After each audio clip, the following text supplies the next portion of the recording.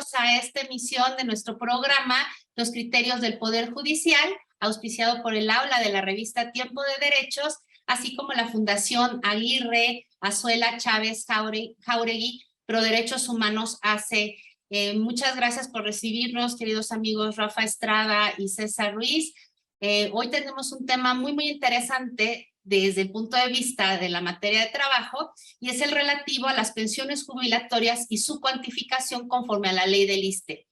Para hablar de este tema tan importante, me da mucho gusto darle la bienvenida a nuestro invitado, que es el magistrado de circuito Benito Arnulfo Zurita Infante. Bienvenido, Benito.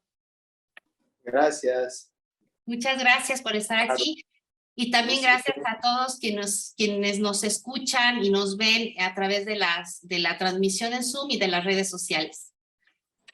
Muchas gracias por la invitación.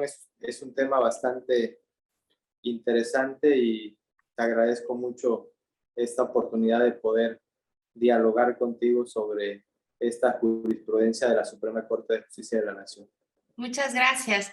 Bueno, pues antes de que empecemos a platicar acerca de este tema, me va a dar mucho gusto presentar a nuestro invitado especial, el magistrado Benito Arnulfo Zurita Infante.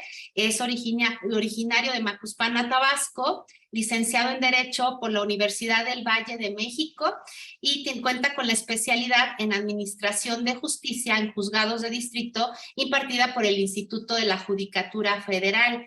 El magistrado Zurita siempre ha sido proactivo en su formación académica y cuenta con muchos cursos, diplomados que ha recibido, especialidades, y solamente pues me remitiré a algunas de ellas.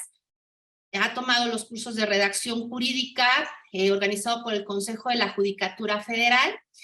Participó en el foro sobre la simplificación de la estructura de las sentencias de amparo, también en el seminario de contratos de obras públicas, problemática jurídica, en el taller de redacción de actas y razones actuariales del 2007, varios cursos de argumentación jurídica, un diplomado en introducción a la función pública jurisdiccional. También ha participado en diversos cursos en materia penal, como es la teoría del delito desde la perspectiva de Gunther Jacobs, y la actualización legislativa en diversas materias, como son la administrativa, la civil y en amparo. Participó también en el diplomado en Administración Pública y Derecho, así como en el diplomado en Docencia de la Universidad de las Naciones. Participó en el curso de inducción del primer concurso interno de oposición para la designación de jueces de distrito especializados en el nuevo proceso penal acusatorio, también en el programa de actualización en ese mismo sistema penal acusatorio y en la capacitación para el trabajo remoto en órganos jurisdiccionales impartido en el Instituto de la Judicatura Federal. Un tema muy actual también, que nos ha tocado como juzgadores irnos actualizando continuamente. El magistrado Benito también ha impartido varios cursos, ha sido docente en el Instituto de la Judicatura Federal Extensión Poza Rica, impartiendo temas selectos de derecho laboral. También en el diplomado de la Justicia Constitucional y Actualización Jurisprudencial con el módulo Amparo Directo, organizado por la Suprema Corte de Justicia de la Nación, en el tema Aspectos Relevantes de la Ley de Extinción de Dominio, organizado por el Instituto Federal de Defensoría Pública. También impartió temas selectos de Derecho Laboral en el Instituto de la Judicatura Federal, Extensión Acapulco, así como participó como ponente en el diplomado en concursos mercantiles con la asignatura Facultades del Juez Concursal y órganos del concurso mercantil Campus Virtual, también en el Instituto de la Judicatura Federal, hoy Escuela Judicial. Ha participado también en diversos conferencias, seminarios, foros y mesas redondas, como son las conferencias en amparo directo en la Universidad de Los Ángeles, en la primera jornada académica de la licenciatura en Derecho en la Universidad del Golfo de México, en el Congreso Nacional Nuevo Sistema de Justicia Penal desde la óptica del juicio de amparo, interacción de sistemas para una adecuada implementación en el Consejo de la Judicatura Federal y en el Congreso Internacional de Derecho Constitucional, debates contemporáneos del constitucionalismo en el Centro de Estudios Constitucionales de la Suprema Corte de Justicia de la Nación. En la carrera judicial, el magistrado Zurita inició como oficial judicial en el Juzgado Primero de Distrito en el estado de Tabasco. También fue oficial judicial y secretario ejecutivo en el primer Tribunal Unitario del 10º Circuito. Actuario judicial y secretario en el Juzgado 13º de Distrito en el estado de Veracruz y fue secretario en diversos órganos jurisdiccionales como son el Tercer Tribunal Colegiado del 10º Circuito, el Cuarto Tribunal Colegiado de Circuito del Centro Auxiliar de la Segunda Región, el Juzgado Tercero de Distrito del Centro Auxiliar de la Segunda Región, el Segundo Tribunal Colegiado en materia de trabajo del Sexto Circuito, en el Juzgado Segundo de Distrito en el estado de Tamaulipas. También fue juez tercero de distrito en materia civil en la Ciudad de México, juez sexto de distrito en el estado de Guerrero, juez segundo de distrito en materia civil en la Ciudad de México y desde agosto de 2021 magistrado de circuito en el Segundo Tribunal Colegiado en materia de trabajo de este primer circuito, y dicho sea de paso, con quien tengo el honor y el gusto de integrar ese órgano jurisdiccional. Quiero agregar algo que no está en su currículum, pero quienes lo conocemos y tenemos la oportunidad de trabajar y convivir con él, nos consta que es una persona dedicada al estudio, apasionada por lo que hace y sobre todo por la lectura. Bienvenido, querido Benito, y es un gusto tenerte acá. Gracias, Mari, a la orden. Nuevamente, muchas gracias por la invitación y empezamos. Empezamos. Bueno, bien sabemos, y para entrar ahí en materia, que uno de los derechos fundamentales de corte social es el derecho al trabajo digno. Y en palabras de la Organización Internacional del Trabajo, ese derecho a un trabajo decente. Es un derecho fundamental que tenemos todas y todos. Pero la pregunta es, ¿qué sucede cuando ya termina pues nuestra etapa productiva, nuestra etapa de ejercer ese trabajo digno y decente? ¿Qué sigue? ¿Qué sigue después de ello? Y es una inquietud que muchas y muchos de quienes estamos todavía activos pues nos preocupa. Estamos pensando qué va a suceder después, qué derechos tenemos. Y yo quiero hacerte la primera pregunta detonante, y es que nos platiques qué es el derecho a la jubilación. Gracias, Maru. Empezaré, a mí cuando me invitaron a platicar sobre este tema y específicamente sobre esta jurisprudencia, me vinieron a la mente varios libros, pero específicamente dos obras literarias, ¿no? La primera de un portugués, José Saramago, que se llama Intermitencias de la muerte. Y la segunda de un francés, Ferdinand Céline, que se llama Muerte a crédito. Empezaré por la primera, y son temas que están estrechamente vinculados con la jubilación y que han sido reflexionados por personas de gran genio. En la primera novela, Intermitencias de la muerte, recuerdo que en una ciudad determinada, de repente, la muerte hace una intermitencia. La gente deja de morirse. Entonces, pues era la envidia de las demás ciudades, porque decían, bueno, ¿ahí por qué no se muere la gente? Etcétera. Hubo fiesta nacional, la gente salía al balcón y ponía sus banderas, porque en su nación, que en la novela no se refleja cuál es, la muerte ya no existía. Pero no existía la muerte, pero el implacable paso del tiempo seguía ocurriendo, de forma tal que podías accidentarte y tener que acudir a un hospital, te envejecías, etcétera. Y esto, entre otras muchas implicaciones que tuvo que no existiera la muerte, fue que colapsara el sistema de salud y el sistema de pensiones. Si ya no había jóvenes porque la población se había envejecido, ¿quién aportaba para efectos de las jubilaciones de las personas que ya no estaban activamente trabajando? Cuando el Estado empieza a colapsar, pues entonces se empieza a cuestionar si el tema de que la muerte hiciera una intermitencia era buena o era mala. De forma tal que aquí hay una cuestión de política pública, en qué invierte el Estado y cómo lo invierte el Estado. Esto lo reflexiona Saramago a partir de la inexistencia de la muerte. ¿Qué sucedería si no muriéramos? Y generaría todo este tipo de problemas, cuando menos a partir de la novela así lo percibes. Entonces, de forma tal que la ciudadanía debemos estar pendiente de en qué se invierte el dinero, cómo están esos recursos. ¿Son las pensiones de los jubilados una prioridad para el Estado o no son una prioridad para el Estado? Esta jurisprudencia que comentaremos, le preguntaron al presidente de la República sobre este tema y él dijo, es una cuestión de política pública, y luego vendrá una persona a comentar al respecto. Y la Corte, pues no es una institución política, ¿verdad? Pero sus decisiones tienen un impacto en la vida de muchísimos ciudadanos. Una de ellas es precisamente esta jurisprudencia que comentaré.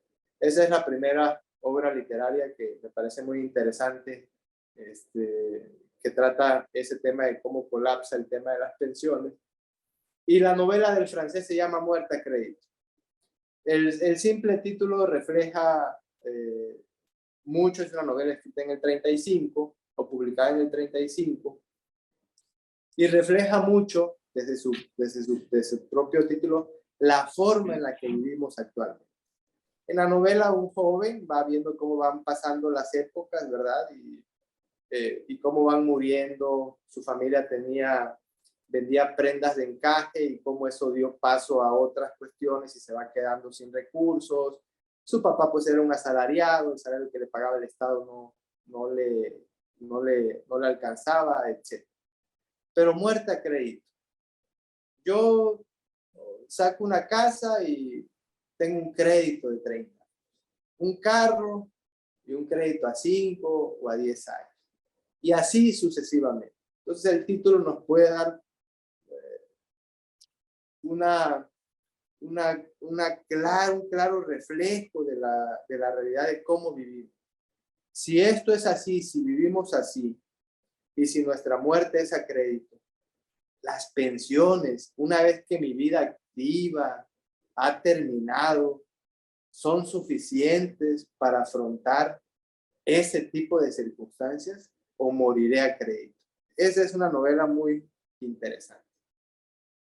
Y ya lo había reflexionado también Saramago en otra novela que se llama La caverna, de unos alfareros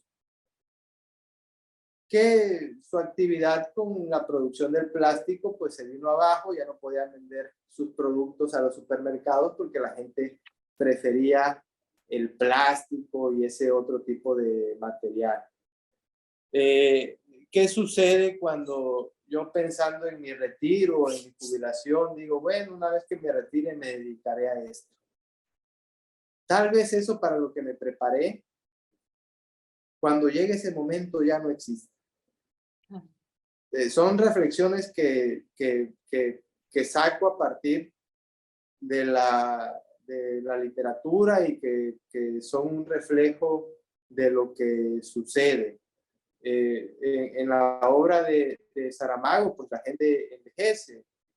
Y Rubén Fonseca, en un escritor portugués que ya falleció, se refería a la vejez como ese maldito veneno. Todos nos dirigimos para allá. El tema es en qué condiciones estaremos cuando llegue esa circunstancia. Los sistemas de salud serán apropiados, el Estado está preparado para eso, o vamos pateando el bote y ahí los jóvenes luego que vean cómo arreglan esto que le dejamos. Una vez reflexionado inevitablemente, porque me vinieron a la cabeza esas obras literarias y algunas otras, pero creo que basta con eso. El derecho a la pensión jubilatoria, ¿qué es? Es un derecho fundamental y está consagrado en el 123 constitucional. ¿En qué consiste? Un trabajador, cuando deja de estar en activo, debe recibir una retribución económica mensual vitalicia. ¿Cómo se integra esta pensión o cómo no se integra esta pensión? No querré entrar a ese tema. Hay prestaciones que no entran, hay servidores públicos que ganan, por ejemplo, compensación garantizada, pero cuando te jubilas esa compensación garantizada ya no la tienes, por ejemplo. Entonces, tu nivel de vida seguirá siendo el mismo. Por ejemplo, el protocolo adicional a la Convención Americana de Derechos Económicos, Sociales y Culturales establece que el derecho a la seguridad social incluye el derecho a obtener y mantener prestaciones sociales, ya sean en efectivo o en especie, sin discriminación, con el fin de obtener protección, en particular en contra de faltas de ingresos procedentes del trabajo debido a enfermedad, invalidez, maternidad, accidente laboral, vejez, muerte de un familiar. Gastos excesivos, productos de atención de salud y un apoyo familiar cuando es insuficiente, en particular para hijos y los familiares que se encuentran a su cargo. De forma tal que, para responder concretamente esta pregunta, es un derecho fundamental que se encuentra consagrado en la Constitución, la Convención y su protocolo. ¿Cómo debe de ser esta pensión? Algunos hablan pues del mínimo vital. ¿Y qué es el mínimo vital? Yo la problemática que le veo es que cuando un trabajador en activo sigue produciendo, digamos, está en uso de todas sus facultades, pues tiene un ingreso determinado que se ve mermado una vez que llega al estado de jubilación. Insisto, la Corte pues no es una institución política, pero sus fallos tienen una implicación política. ¿Cómo me calculan esa pensión? ¿Cómo se actualiza esa pensión? Que es el tema que específicamente trataremos. Y si ese cálculo de esa pensión alcanza para tener, una vez haber dedicado mi vida a un trabajo determinado, seguir manteniendo ese nivel de vida. En cuanto a la primera pregunta, creo que sería eso, está definido en la Constitución, en el protocolo que acabo de hacer referencia, y que son temas sobre los que deberíamos de reflexionar. Está reflexionado a partir de, por ejemplo, de la literatura, sin particularidades sobre cómo se integra una pensión, etcétera, pero son temas que definitivamente ahí están.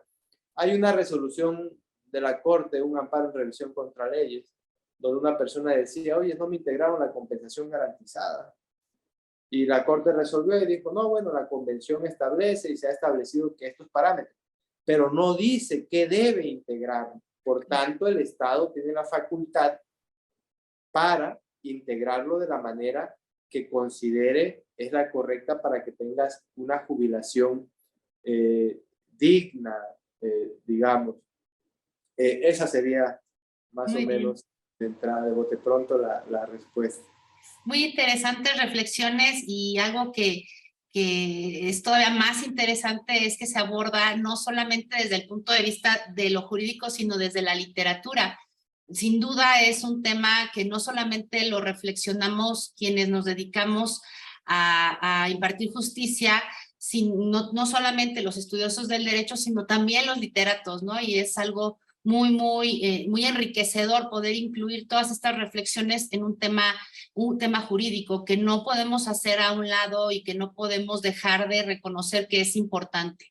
Es importante la vida en activo como trabajador, con un derecho a un trabajo digno y decente, pero también es muy importante la dignidad de aquellas personas que una vez en el retiro, pues también tienen que vivir y sin duda van a tener igual o mayores necesidades en esa etapa de sus vidas, ¿no? Entonces es muy, muy interesante y sobre todo importante seguirlo reflexionando. Hoy vamos a hablar en concreto sobre la ley del ISSSTE. ¿Quiénes tienen derecho a pensionarse conforme a la ley del ISSSTE? Gracias, Maru. Pues la ley establece diversos tipos de pensiones. No quiero entrar con, digamos, particularidades, pero está perfectamente regulado, por ejemplo, la pensión por incapacidad parcial y total, la pensión por cesantía de edad avanzada, la pensión por vejez, pensión por invalidez temporal o definitiva, pensión de viudez, la pensión de orfandad, la pensión de jubilación y la pensión por retiro de edad y tiempo de servicio. Todo eso lo regula la ley con ciertos requisitos para cada una de ellas. Una vez cumplidos, tienes derecho a una pensión. En materia laboral, pues vemos cuántos asuntos no vemos de personas que desarrollando sus funciones, pues tuvieron un accidente de trabajo y eso genera que ya no puedan seguir realizando sus funciones. Pues tuvieron mucho tiempo expuestos a condiciones insalubres que igualmente les genera un daño a su salud que los hace acreedores a un derecho pensionario, digamos. Llega el momento donde tú tienes cierta edad y ciertas semanas de cotización y también tienes, ¿verdad?, un derecho a tener una pensión jubilatoria. En grandes términos, son los tipos de pensiones que contempla la ley. Muy bien. Y en específico, pues a determinado sector de personas trabajadoras, como son aquellos que somos burócratas, ¿no? Entonces, es muy interesante. Entonces, partiendo de ahí, debe de ajustarse a determinados requisitos, un determinado tiempo laborado y determinada edad para poder acceder a ese derecho tan esperado y a lo mejor que no sabemos ni a lo que nos enfrentamos ya en un futuro, ese derecho al retiro y a tener una pensión jubilatoria. Y justo en cuanto a su cuantificación, y como yo lo has adelantado, la Suprema Corte ya se ha pronunciado. Me referiré para introducir la jurisprudencia respecto de la que nos vas a comentar, a su origen. El origen de esta jurisprudencia, la jurisprudencia es la 37/2022, emitida por la segunda sala de la Suprema Corte de Justicia de la Nación y que se publicó el 9 de septiembre de este año. Una jurisprudencia por demás actual, reciente, y bien, deriva de la contradicción de tesis 310/2021. En esa contradicción contendieron criterios los sustentados por el primer tribunal colegiado en materias administrativa y civil del 22º circuito y el primer tribunal colegiado de circuito del Centro Auxiliar de la Cuarta Región con residencia en Jalapa, Veracruz. Quienes respecto del cálculo del aumento de la cuantía de la pensión por jubilación asumieron posturas contrarias. Uno de ellos estimó que debía ser conforme a la legislación vigente al momento en que el trabajador obtuvo su pensión y el otro concluyó que se tiene que tomar como referencia la unidad de medida de actualización. ¿Qué dijo? Obviamente esta contradicción de tesis, como ya lo mencioné, la resolvió la segunda sala de la Suprema Corte de Justicia de la Nación y adoptó el criterio contenido en la jurisprudencia 37/2022, que es el que nos obliga y el que deberá regir este tipo de situaciones jurídicas. Te pregunto, al respecto, ¿qué dijo la Suprema Corte de Justicia de la Nación? Gracias, Maru. Antes nada más una breve reflexión sobre sobre esa esperada jubilación. Sí. No sé si todos las estemos esperando, ¿verdad? No sé. Después de esta plática, quién sabe, ¿no? Entonces, sí. Decía Rubén Fonseca que uno se hace viejo cuando deja de tener objetivos en la vida. Creo que estamos muy jóvenes, jovencitos. Ay, gracias. Todavía Sí. tenemos proyectos por delante. ¿Qué dijo la Corte en esta contradicción? Y me regresaré quizá un poquito. En el 2016 hubo ahí una reforma constitucional para introducir el tema de las unidades de medidas de actualización.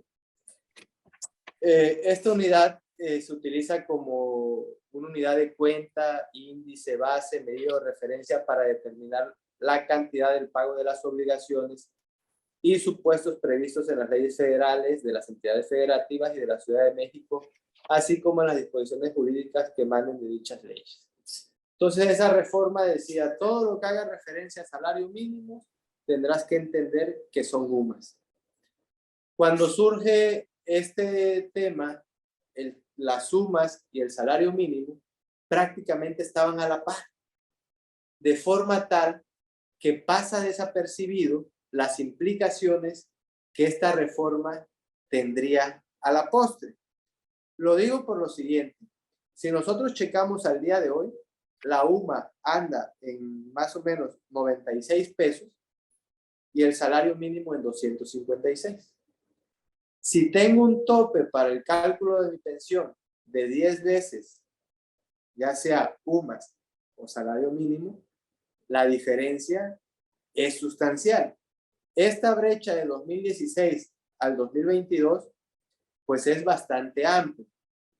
Por eso la preocupación de muchos trabajadores al servicio del Estado de cómo se calculan sus pensiones y cómo se calculan las actualizaciones y con qué quieren ellos que se calculen esas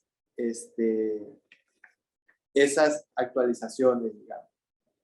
¿Qué pasó en esta contradicción de tesis? Esencialmente, una persona pedía su actualización con base en el salario mínimo, que era lo que más le beneficiaba. Esencialmente, un tribunal colegiado determinó que la actualización correspondía conforme a las sumas y otro tribunal colegiado conforme al salario mínimo general vigente. Esta contradicción de tesis llega a la Suprema Corte de Justicia de la Nación y, como hace en cualquier contradicción de tesis, analiza primero si se dan los supuestos para la contradicción de tesis, establece que sí hay criterios discrepantes y dice, bueno, entonces entrará al estudio de esta contradicción de tesis. Personas que se jubilaron hasta el 2001, que le aplicaba el artículo 57. Y la Corte, una sentencia muy breve, dice que ya lo había abordado ese tema en otra jurisprudencia, cuando analizó cómo se calculaba el tema de las pensiones. Dice, bueno, siguiendo esa misma línea jurisprudencial, este problema debe resolverse de la siguiente forma. ¿La actualización es un derecho adquirido o no es un derecho adquirido? Y la Corte dice, no, es una simple expectativa de derecho. Y como es una simple expectativa de derecho, al momento en que se actualice el supuesto jurídico de la actualización del año que te corresponda, entonces deberá ser conforme a las sumas. Y por tanto no te están aplicando de manera retroactiva la reforma constitucional que introdujo el tema de las sumas, en razón de que tú solamente tenías una expectativa de derecho. Y en el párrafo 64 de la jurisprudencia, dice la Corte, se insiste, lo anterior encuentra sustento en que la finalidad es que el trabajador no pierda su poder adquisitivo, aspecto que no garantiza el salario mínimo, ya que, como lo advirtió el constituyente durante las sesiones en que se discutió la reforma constitucional, en materia de desindexación, el salario mínimo ya no cumple con esa función social de satisfacer al menos las necesidades básicas de la población mexicana. Y de esa forma llega a la conclusión de que las actualizaciones deben de realizarse conforme a las sumas. ¿Qué tomó como parámetro la Corte? El tema de derechos adquiridos y el párrafo, la conclusión a que acabo de hacer referencia. Yo respetuosamente no comparto esa postura de la Corte por lo siguiente. Si hay una línea jurisprudencial que ya ha establecido la Corte para establecer cuándo te aplican o no una ley de manera retroactiva. Y dice, vámonos a los componentes de la norma. ¿Y a qué se refiere con los componentes de la norma de manera esencial? Toda norma tiene un supuesto y una consecuencia. Si ese supuesto se realiza, la consecuencia debe producirse. Y en consecuencia se generan derechos y obligaciones. Yo me pregunto si el artículo 57 establecía que mi pensión se actualizaría conforme al salario mínimo general vigente, si cuando yo me jubilé cuando esa disposición estaba vigente, ¿por qué sería una expectativa de derecho? Yo creo que ya entró a mi esfera jurídica y no es una simple expectativa de derecho. Por eso no comulgo con la conclusión del párrafo 16 que establece que el salario mínimo ya no cumple con esa función social. Si hiciéramos, por ejemplo, una simple operación, un simple ejemplo del 2017 que ni siquiera era tan grande la brecha para el cálculo de la pensión. Digamos el máximo que son 10 unidades. En el 2017, conforme al salario mínimo, eran 80.04. Ese sería el monto diario. Si eso lo multiplicamos, hacemos la operación por los días que contiene un mes, serían 24,000 pesos 332. 24,332 pesos. Si esa misma operación del 2017 lo realizamos conforme a las sumas, la UMA estaba en 75.49. Me da un total mensual de 22,948. De forma tal que la diferencia es de 1,383.20. Entonces, yo me pregunto, ¿cómo es que el salario mínimo no es la medida adecuada para que el sustento del jubilado le permita tener una vida digna? En México el salario mínimo debe atender, según la Ley Federal del Trabajo y la OIT, debe observar varias cosas sobre la fijación del salario, previsto en el 26, 29 y 131 del convenio de la OIT. En el artículo 3 del 131 de este convenio, se establecen los elementos que se deben tener en cuenta para su fijación, toda vez que exhortan a los estados a cubrir las necesidades de los trabajadores y de sus familiares, tomando en cuenta el costo de la vida, las prestaciones de seguridad social y los factores económicos, incluidos los requisitos del desarrollo económico, los niveles de productividad y la conveniencia de alcanzar y mantener un alto nivel de empleo. Entonces yo aquí advierto una diferencia entre la UMA y el salario mínimo. A mí me parece que la UMA atiende a una cuestión de inflación por la forma en la que se calcula y que hace referencia a la Corte en la jurisprudencia. Y el segundo, a un factor de distribución social de la riqueza basado en equidad. Por tanto, a mí me parece que tanto el cálculo y tanto las actualizaciones deben de calcularse conforme al salario mínimo general vigente. Insisto, si nosotros leemos la ejecutoria de la Corte no hace un desarrollo a partir porque el detonante de la jurisprudencia de la Corte es establecer, tú no tienes un derecho adquirido, tú simplemente tienes una expectativa de derecho y esa actualización se dará cuando se dé el supuesto normativo.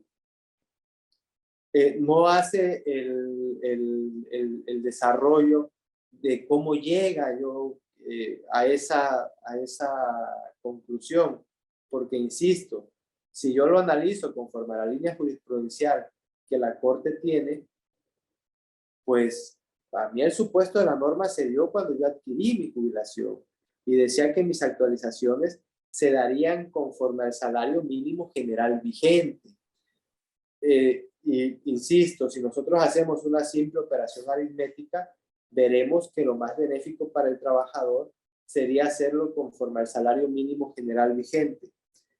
Luego pudieran surgir algunas otras interrogantes de, bueno, ¿y qué pasaría si la UMA fuera superior al salario mínimo?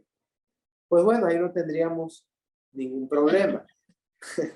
Pero diríamos, bueno, entonces, ¿cuál aplicaría? Entonces estaría jugando entre, bueno, si es esto, si te beneficia más esto, si es esto otro, vamos a aplicar esta otra regla, se generaría inseguridad jurídica, tal vez podría pensarse. Pero el artículo primero constitucional es claro en cómo debemos interpretar la norma. Y dice, principio pro persona y principio de progresividad. Yo no sé por qué no lo podríamos interpretar de esa forma, si es que eso es lo que más le beneficia al trabajador. Hablamos también que se trata de una parte de la población que incluso podría considerar un grupo vulnerable, por quien deberíamos de preocuparnos y decir, ya dedicaron toda su vida a una actividad determinada. ¿Cómo se van a ir después de 30 años, 35 años elaborados?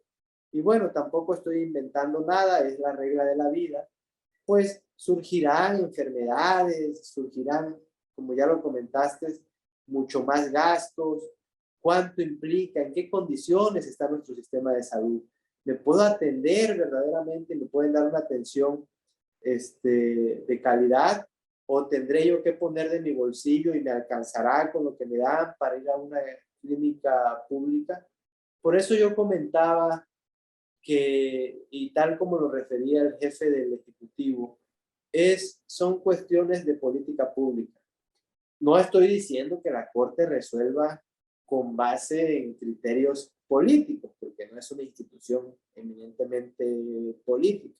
Finalmente fue el criterio que plasmaron, pero sí sus determinaciones tienen impacto en la vida pública y política del país. Eso es innegable. Por eso quizá ahora, y por eso es lo interesante de esta jurisprudencia, ¿y qué sucederá? Ya la Corte fijó el criterio y ahora pues te van a cuantificar de esa forma. ¿Se puede modificar ese criterio? ¿Podrá llegar algo a la primera sala de forma tal que llegue al pleno y el pleno sea quien resuelva, etcétera? En conclusión, me parece que a partir de los componentes de la norma se dio el supuesto cuando yo me jubilé, supuesto analizado en la jurisprudencia, se dio el supuesto cuando yo me analicé Y por tanto, mis actualizaciones me parece que deben actualizarse conforme al salario mínimo general vigente. Si lo vemos desde esa perspectiva, pero si lo vemos además de la razón que da la Corte en el párrafo, insisto, 64, lo anterior encuentra sustento en que la finalidad es que el trabajador no pierda su poder adquisitivo, aspecto que no garantiza el salario mínimo. A mí me parece que si hacemos estas operaciones que insisto, pues es mucho más benéfico el salario mínimo que la UMA. Por tanto, incluso a partir de los componentes de la norma, tenía un derecho adquirido. 2, el salario mínimo implica un mayor poder de adquisición con su pensión. Entonces, creo que debería de reflexionarse nuevamente sobre este criterio. ¿Qué pasará a futuro? ¿La UMA se pondrá a la altura del salario mínimo o tal vez mayor? Pues eso no lo podremos saber. Tenemos herramientas por si eso pudiera llegar a suceder para poder resolver, no sé, a lo mejor la UMA que llegara a un caso posterior y dijeran, no, tu derecho adquirido era conforme a los salarios mínimos. Ah, sí, pero me beneficia más esto y conforme al primero constitucional y una interpretación de esta forma, deberías de calculármelo de esta manera. Ese supuesto pues no lo tendremos. No sé si lo vayamos a tener por ser una cuestión de política pública. ¿Qué tanto preocupa al gobierno? Porque esta es una decisión finalmente jurisdiccional. Esto es lo que dijo la Corte y a partir de aquí, pues los órganos jurisdiccionales deberán de seguir este precedente. Pero, ¿y los otros poderes qué harán? ¿Implementarán una reforma para que verdaderamente el salario de los jubilados tenga el poder adquisitivo y haga frente a los temas de inflación, de evaluación, etcétera? Esa es una tarea que no le corresponde al Poder Judicial de la Federación. Pero este criterio innegablemente tiene un impacto en miles de trabajadores al respecto. Más o menos de eso trata la jurisprudencia, más o menos esta es mi visión. Yo hago un ejercicio básico de sumas y restas y digo, bueno, si yo fuera el pensionado, la persona que se va a jubilar, a la que le van a actualizar, pues definitivamente lo que a mí más me conviene es que me calculen conforme al salario mínimo general vigente. Esa más o menos sería mi opinión, pero a lo mejor tú, Maru, tienes una visión distinta. A mí bueno, este criterio y es muy interesante porque la Corte, por una parte, reconoce que el derecho, y lo ha reconocido, vamos, no solamente lo dice la Corte, es el derecho a la pensión jubilatoria, es un derecho o un beneficio, lo dice así, un beneficio de seguridad social en materia de trabajo. Sin embargo, su cuantificación, dice la Corte, atañe a la administrativa. Me parece que, obviamente, como aquí está refiriéndose a la cuantificación, toda esa perspectiva y todo el enfoque que se dio al analizar esta contradicción de tesis, evidentemente fue desde el punto de vista del derecho administrativo. Hubiera sido muy, muy interesante que hubieran abordado esos temas que tú estás comentando, el derecho a una vida digna, el derecho a, bueno, si ya tuviste durante determinado tiempo un trabajo digno, decente, ¿qué va a suceder en esta otra etapa de tu vida que ya es del retiro? ¿Será suficiente? O sea, si vamos a analizar el concepto de salario mínimo general vigente y el de UMA, solamente como instrumentos económicos, yo creo que ahí nos estaríamos quedando, digo, bien para la materia administrativa, pero cortos para un derecho relacionado con un derecho social, vamos, un derecho fundamental que es un derecho social. Hubiera sido muy, muy interesante que abordara más y lo viera en contraste con esta otra visión que tenemos desde el punto de vista del derecho laboral. Entiendo yo que el tema de la desindexación pues tuvo una razón de ser. O sea, si tú percibes el salario mínimo y el cumplimiento de tus obligaciones se van a actualizar conforme al salario mínimo, pues no habrá dinero que le alcance a nadie porque gano el salario mínimo, me aumentan el salario mínimo, pero ¿qué crees? Tus obligaciones, etcétera, también se actualizan conforme al mismo salario y es por lo que dice, bueno, todo el análisis y la razón de ser de esa reforma es que el poder adquisitivo en ese momento, cuando todavía estaba las actualizaciones conforme al salario mínimo, pues no alcanzaba. El poder adquisitivo del salario bajó o era de menos del 80%, no sé cuánto, ¿no? Tiene razón, tiene una razón de ser el tema de la desindexación. Podemos trasladarlo a este derecho, que no estamos hablando de una actualización de una obligación a cargo del trabajador, sino de un derecho a percibir de alguna manera un mínimo vital, que ahora sí que se los dejaron al mínimo vital, tomando en cuenta lo tan interesante que acabas de exponer de la diferencia abismal, porque ahora sí ya no es una brecha pequeñita, sino abismal, entre el valor del salario mínimo general vigente y el de las sumas, ¿no? Hoy por hoy, pues es 4 veces la diferencia, 3 veces la diferencia, y definitivamente merma. No quedarnos en una visión exclusivamente desde el derecho administrativo, exclusivamente desde lo económico, sino ver más allá en cuanto al derecho social, a percibir ahora sí, ya no un salario digno por el trabajo en activo, sino una pensión de retiro, una pensión jubilatoria que también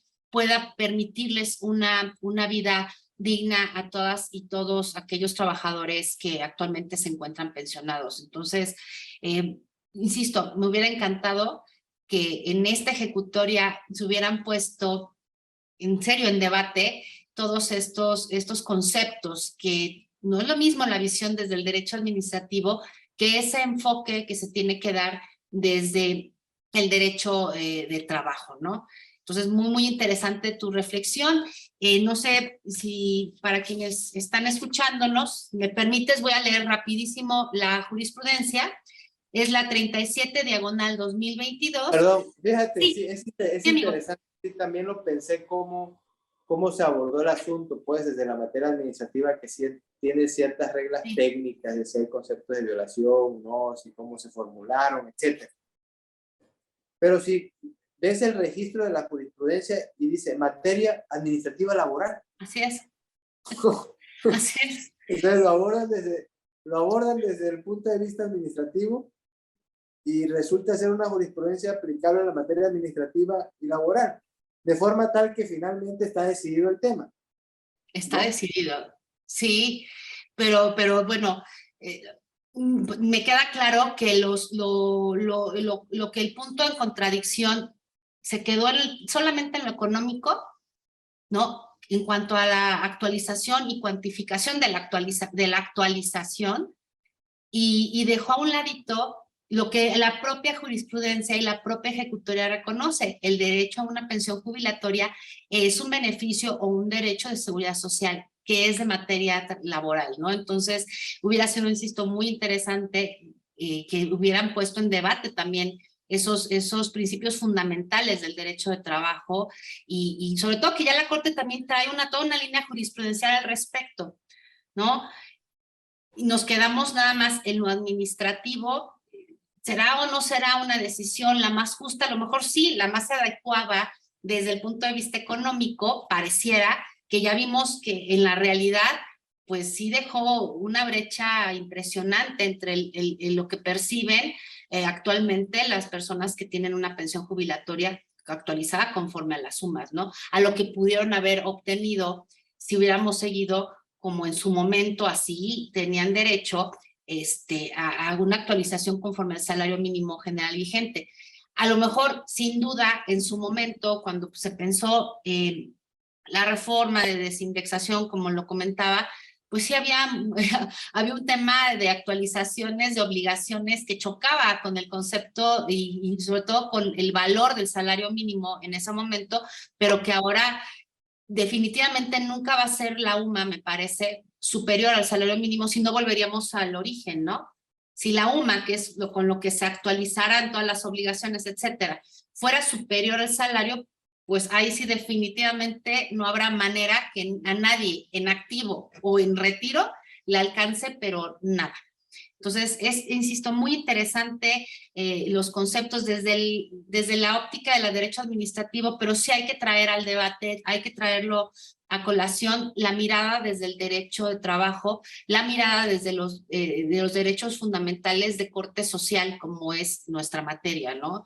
Y no dejar de pensar en la realidad de las personas que se encuentran hoy por hoy en retiro. Si la vida a quienes estamos en activo y que tenemos la fortuna de tener un trabajo es difícil, sobre todo en estas épocas de recesiones, de inflaciones, de pospandemia o todavía pandemia, no sé si ya estamos en la post o seguimos en la pandemia, pero que sin duda ha impactado en las vidas de todos de muchas formas y en la económica también, y a muchas personas y muchos sectores de manera diferenciada les ha impactado todavía más. Pensemos en todos aquellos que ya están en esta etapa de retiro, que lejos de ser de júbilo, como debiera ser una jubilación, pues es una preocupación, ¿no? En una época en la que pues ya no van a tener el mismo poder adquisitivo, de por sí no le van a tener y ahora menos, ¿no?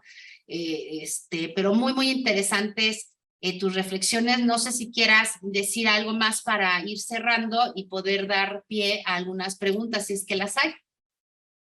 No, esas eran mis reflexiones. Te agradezco mucho. Si hay alguna pregunta, con gusto trataremos de responder.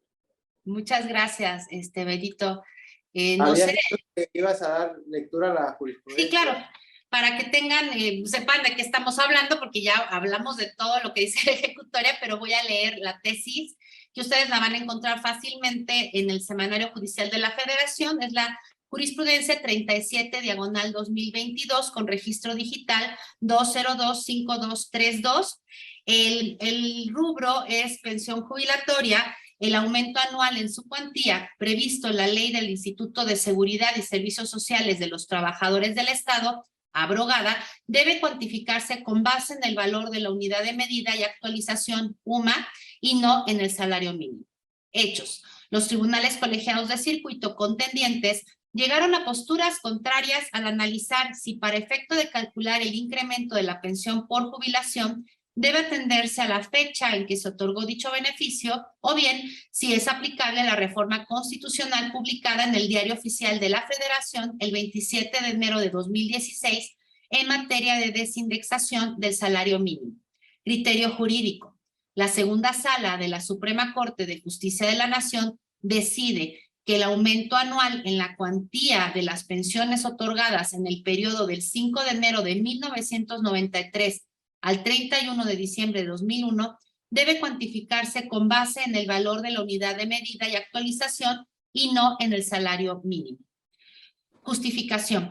Con el propósito de recuperar el poder adquisitivo del salario mínimo, así como para dar cumplimiento al mandato constitucional relativo a que debe ser suficiente para satisfacer las necesidades normales de quien sea el soporte económico de una familia, y en concordancia con la línea argumentativa sustentada por esta segunda sala de la Suprema Corte de Justicia de la Nación al resolver la contradicción de tesis 200/2020, de la que emanó la jurisprudencia segunda J 30/2021 décima, de título y subtítulo Pensión jubilatoria, el monto máximo previsto en la Ley del Instituto de Seguridad y Servicios Sociales de los Trabajadores del Estado, abrogada, y en el régimen del artículo 10º transitorio de la Ley del ISSSTE vigente, debe cuantificarse con base en el valor de la unidad de medida y actualización UMA y no en el salario mínimo. Se concluye que el aumento anual de la cuantía de la pensión jubilatoria debe cuantificarse con base en el valor de la unidad de medida y actualización. Ello en atención a que el incremento o actualización de su importe es un aspecto accesorio derivado del otorgamiento del beneficio pensionario que tiene como propósito fundamental que no pierda su poder adquisitivo por el solo transcurso del tiempo y, por tanto, constituye una mera expectativa de derecho para el titular de la pensión, el cual se actualiza al momento en que se suscita un incremento en el costo de vida. Consecuentemente, el incremento a que alude el artículo 57 de la Ley del Instituto de Seguridad y Servicios Sociales de los Trabajadores del Estado, abrogada, en su texto vigente en el periodo del 5 de enero de 1993 al 31 de diciembre de 2001, al hacer referencia a una medida o referencia ajena a la naturaleza de lo que es el salario mínimo, a partir del 28 de enero de 2016, en que entró en vigor la reforma constitucional en materia de desindexación del salario mínimo, debe cuantificarse a razón del valor de la unidad de medida y actualización. Conclusión, que es acorde con la intención del constituyente permanente de impulsar el incremento del salario mínimo con el fin de que cumpla con su función constitucional. Asimismo, con el objeto de salvaguardar el poder adquisitivo del pensionado. Esta es la jurisprudencia que el día de hoy hemos comentado, con las reflexiones siempre muy interesantes y pues muy humanas y muy vastas del magistrado Benito Zurita. Ha sido un gusto escucharte y no sé si pasamos, ¿hay alguna pregunta que quieran hacerle a nuestro invitado? Gracias, y fíjate, lo apuntabas muy bien, Maru. Cuando se da esta reforma constitucional, está perfecto para que yo pague impuestos, ¿no? Derechos, etcétera, ¿no? Sí, claro. Pero para que me lo apliques eso en mi pensión, ya es una cuestión totalmente distinta. Pero es un tema totalmente discutible y la Corte se decantó por este criterio que veremos con el tiempo qué pasa, qué medidas toma el Ejecutivo, el Legislativo. A lo mejor pudiera haber alguna reforma que zanjara esto, ¿verdad? Por lo pronto tendrá que acatarse a la jurisprudencia que dice administrativo laboral.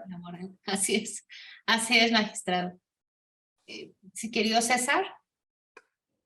Muchísimas gracias, muchas felicidades a ambos por una plática bastante amena, bastante interesante sobre un tema muy complejo, que nos ha mantenido pues con varias, nos ha dado luz sobre varias preguntas que teníamos. Sin embargo, yo todavía me quedo con una que no me resisto a preguntar, a no preguntar. De entrada, me gustaría saber, ¿cuándo fue publicada esta tesis que acaba de leer, magistrada? Fue publicada el viernes 9 de septiembre de 2022 y es obligatoria a partir del lunes 12 de septiembre de 2022. Ya, no, entonces no, ya no tengo. Pensaba yo en un escenario en el de que, o sea, yo entiendo que ustedes como juzgadores federales están obligados a cumplir y aplicar la jurisprudencia que emite la Suprema Corte de Justicia de la Nación.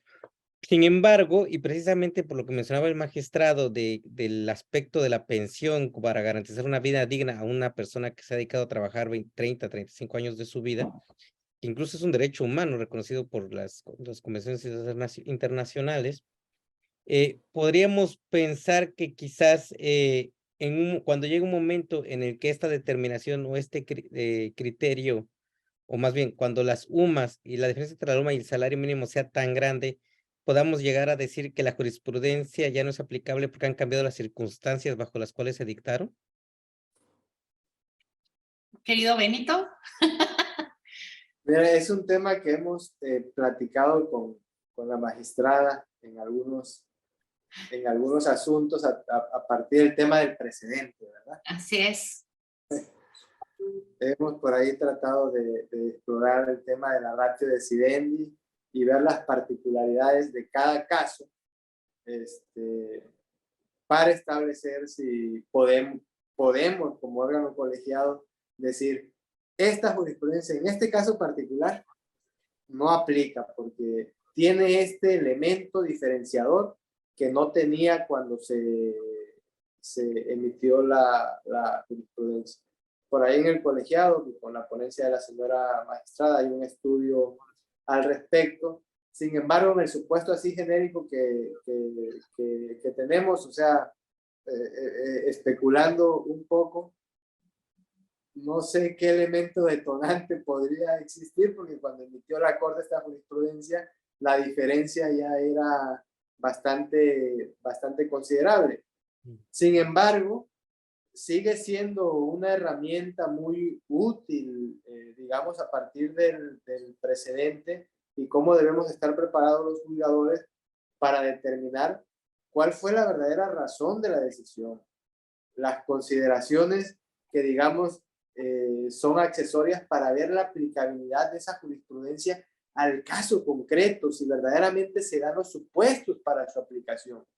Y no únicamente leer el rubro y el texto y decir, pues aquí dice y con esto. Cuando tal vez mi caso tenga alguna diferencia que no abordó la Suprema Corte de Justicia de la Nación. Es bastante interesante, será bastante interesante y seguramente habrá planteamientos desde esa perspectiva. Seguramente se tendrán en los tribunales planteamientos desde esa perspectiva para decir, esta jurisprudencia no me la puedes aplicar porque hay un punto diferenciador en mi caso con lo que resolvió la Corte. No sé qué opina la magistrada. Bueno, es un tema que en el tribunal lo hemos debatido mucho. Así es. Hemos abordado desde el punto de vista del precedente, la técnica de cómo superar un precedente respecto a la mecánica del overruling. Y bueno, y con esta reforma judicial que ya incluye el tema del precedente y que solamente puede emitir la Suprema Corte de Justicia de la Nación en pleno y en salas con determinadas votaciones. Pero sí será, no adelantaremos criterio, no comprometeremos nuestro punto de vista, pero sería muy interesante si alguien lo planteara y ya ver caso por caso. Finalmente, a ver, la regla es, y esto tenemos que partir de ahí, el artículo 217 dice que la jurisprudencia de la Suprema Corte de Justicia de la Nación, ya sea en pleno o en salas, nos obliga a nosotros, y me voy a referir exclusivamente a los tribunales colegiados de circuito. Entonces, partiendo de ahí, de entrada es obligatoria, la vamos a aplicar, claro. Será interesante si alguien introduce para hacer ese ejercicio y ver algún punto que marquen que fuera diferenciador y que nos permitiera, atendiendo a la ratio decidendi que es las razones que dio la Corte para emitir el criterio, determinar si sí o si no. Sin embargo, de entrada es obligatorio y habrá que aplicarla y acatarla, ¿no? Pero ya veremos. Ya veremos qué pasa, ¿no? Eso es lo bonito y es parte de las discusiones, en el buen sentido de la palabra, ¿no? Que se tienen en un órgano colegiado, supongo yo que en todos. La interpretación del derecho, la interpretación de las normas y la interpretación de los hechos, se puede ver desde muchas perspectivas, desde muchas visiones, ¿no? Entonces, eso es lo bonito de esta función y ver, al final de cuentas, ponernos de acuerdo para la decisión que sea, obviamente la legal, obviamente la ajustada a los precedentes y la jurisprudencia de la Corte y también la más justa, ¿no? Entonces, el derecho es opinable, los hechos, pero hay que hacerlo, esa interpretación conforme a los hechos de cada caso en concreto e iremos viendo qué sucede. A lo mejor, como mencionaba el magistrado Benito, como esta jurisprudencia y estos temas son en cuanto a cuantificación y actualización en materia administrativa, puede llegar algo a la primera sala y pudiera ser que la primera sala adoptara una postura diversa, que originara una contradicción de tesis entre salas que resolviera el pleno, ¿no? Entonces, a lo mejor ni siquiera llega a nosotros, sino llegará, pudiera ser a la primera sala. Entonces, habrá que ver qué sucede y cómo se irán decantando, pues los órganos colegiados. Sí, muchísimas gracias a ambos. La verdad es que con sus respuestas nos quedamos tranquilos con la esperanza hacia el futuro. Pero igualmente me invitan a hacerles otra pregunta. por lo que vemos, puede llegar a haber criterios que no necesariamente sean los de mayor protección o no generen la protección más amplia a derechos humanos, lo cual, pues, quizás podemos decir que es contrario a lo que dice el artículo 1º constitucional. Les adelanto, esta pregunta ya la he hecho en algunos otros programas y entiendo muy bien, de hecho, la respuesta inmediata que recibo es que los magistrados del Poder Judicial de la Federación están obligados a aplicar la jurisprudencia y que esta es incuestionable. Pero me sigue generando dudas porque finalmente ustedes velan por el orden constitucional y se supone hoy en día con el nuevo artículo 1º constitucional, bueno, ya ni tan nuevo, ya tiene 11 años, existe un control de convencionalidad también. Ustedes también ejercen control difuso de convencionalidad. Entonces, yo lo que he preguntado en algunas ocasiones es si se puede ejercer un control hasta de la propia Constitución cuando ésta no ejerce la protección más amplia. Ustedes hacen una revisión constante de leyes generales, de leyes federales, y así finalmente nos vamos bajando a todas las demás normas que integran nuestro sistema jurídico. La jurisprudencia finalmente es también una norma o una fuente de derecho. ¿No podría también este criterio ser sujeto de control de convencionalidad? Porque si me dicen que no, ¿qué hace tan especial a la jurisprudencia como una especie de metanorma que le da un halo de protección que ni siquiera la Constitución Federal goza, del que ni siquiera la Constitución Federal goza? ¿Quieres contestar, Benito? Sí, bueno, el tema es que también ya la Corte dijo que no podemos controlar su jurisprudencia. Está resuelto ya por la Corte, ¿no? Porque además es una interpretación de las normas. La jurisprudencia es eso, una interpretación de las normas. Y acá es un tema de quién es el emisor. Estamos hablando del máximo intérprete de la Constitución. Entonces, un órgano como sería un tribunal colegiado, que también es un órgano de control constitucional, sin embargo, no puede ejercer ese control respecto al criterio del máximo intérprete, ¿no? Y ya lo dijo, insisto, la Corte, ahí no sé si es tesis o jurisprudencia al respecto, no me acuerdo bien, pero si no, imagínense también la inseguridad jurídica.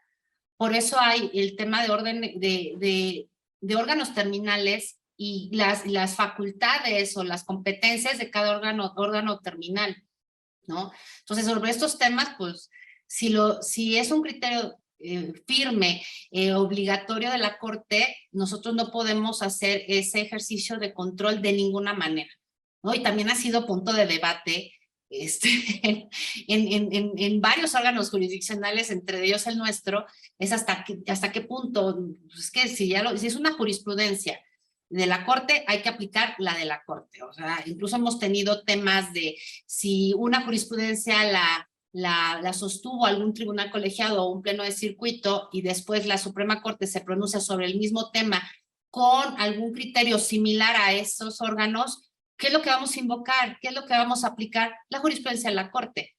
Aunque pudiera parecer que está reproduciendo el criterio de un tribunal o de un pleno, lo cierto es que la interpretación de la Corte es la que pervive y es la que por lo pronto, bueno, para todos los órganos jurisdiccionales del país, incluyendo los tribunales colegiados de circuito, es la obligatoria y no tenemos ninguna facultad para ejercer algún tipo de control.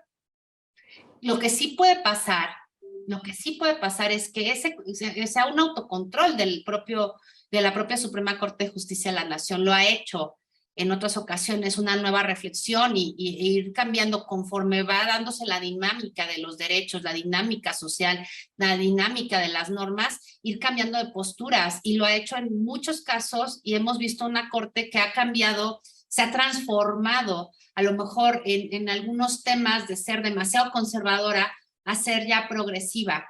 Entonces, lo puede hacer la Corte. Ella es la que lo tendría que, o estaría en posibilidad de reflexionarlo y hacer su propio control, vamos, por así decirlo, tomando en cuenta ya las nuevas condiciones y cambiar de criterio, pero pues bueno, pero nosotros definitivamente, absolutamente no.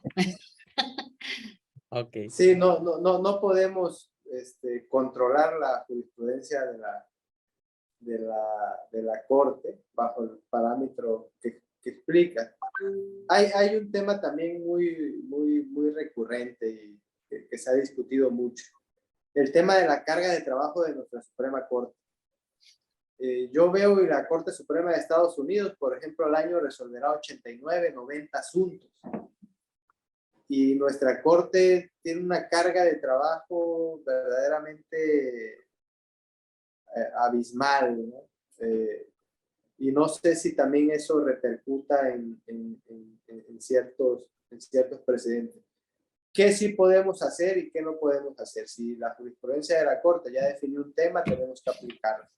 Pero sí podemos distinguir que esa jurisprudencia se refiere a un caso distinto al que, por ejemplo, tememos que pudiera darse o se ha dado, ¿no? Hay un tema ahí diferenciador. Creo que sería el único supuesto. De ahí en fuera, en el caso particular, tendrá, tratándose de actualizaciones, que aplicarse esa jurisprudencia. No le veo otra forma. Así es. Muchísimas gracias a ambos. Ya me están tundiendo a mí en mis redes y mis mensajes que deje de hacer esa pregunta. Les agradezco. Muchas gracias. Muchísimo su respuesta. Tal vez quieres escuchar que alguien te diga que sí. Hasta que te digan que sí. No hay peor lucha que la que no se hace. No, pero les agradezco muchísimo. Pues por mi parte yo no tengo más preguntas. El doctor Estrada. Me parece que sí hay una pregunta aquí. A ver. Usted es magistrada en la sección. Yo la tengo. Caray. Perdón. Dice, lo que acaba de definir la magistrada es lo que expresó la segunda sala en la jurisprudencia, bono de despensa y previsión social, registro 2. Ay, Dios mío. Perdón, 2016-31-7. Eso, 2016-317. Híjoles, yo no sé, Dios bendita, lo que acabo de decir, en cuanto a que no podemos ejercer algún control respecto a la jurisprudencia, exacto. Gracias por la referencia a esa tesis. Pues de mi parte yo no tengo más preguntas. Perfecto. Doctor Estrada, no sé, y creo que el público hoy está satisfecho. Está muy claro todo. Hoy quedó todo muy claro, benditos a Dios. Al contrario, pues muchas gracias, querido magistrado Benito. Ha sido, como siempre, un gusto enorme poder charlar contigo, escuchar siempre tus reflexiones tan vastas y sobre todo tan holísticas, ¿no? Muy, muy interesante esta nueva visión desde el punto de derecho de trabajo respecto de esta jurisprudencia. Mil gracias a nuestros anfitriones, el doctor Rafael Estrada y el doctor César Ruiz. De verdad ha sido un gusto y pues esperamos vernos pues en la siguiente emisión de este programa en materia de trabajo respecto a los criterios del Poder Judicial. Sí, muchísimas gracias, magistrada. Perdón, nada más que la haya interrumpido porque aquí normalmente, bueno, la fundación por su conducto nos gustaría entregarle un reconocimiento a nuestro invitado por habernos compartido su tiempo. Nada más, si nos pueden ayudar a ponerlo en pantalla a nuestro equipo técnico. De cualquier forma, señor magistrado, pues se lo hacemos llegar porque pues para nosotros es un privilegio contar con su experiencia, con su tiempo y que ustedes dos se toman el tiempo para compartir los conocimientos, pues hacen que nosotros no tengamos más que agradecimiento para ustedes y sobre todo para usted, magistrada, que está con nosotros todos los meses y pues para usted, magistrado, que esta sea la primera de muchas ocasiones que podamos contar con su presencia. Gracias, estoy a la orden cuando gusten. Sí, me dicen que tenemos un problema técnico, entonces no se preocupe, se lo hacemos llegar de manera física. Sí, no se preocupe, muchas gracias. Muchísimas gracias a usted, muchísimas gracias, magistrada. Gracias a ustedes, nos estamos viendo pronto. Muchas gracias, magistrado. Gracias, César, gracias, Rafa, y gracias a todos. Gracias. Hasta luego. Bye.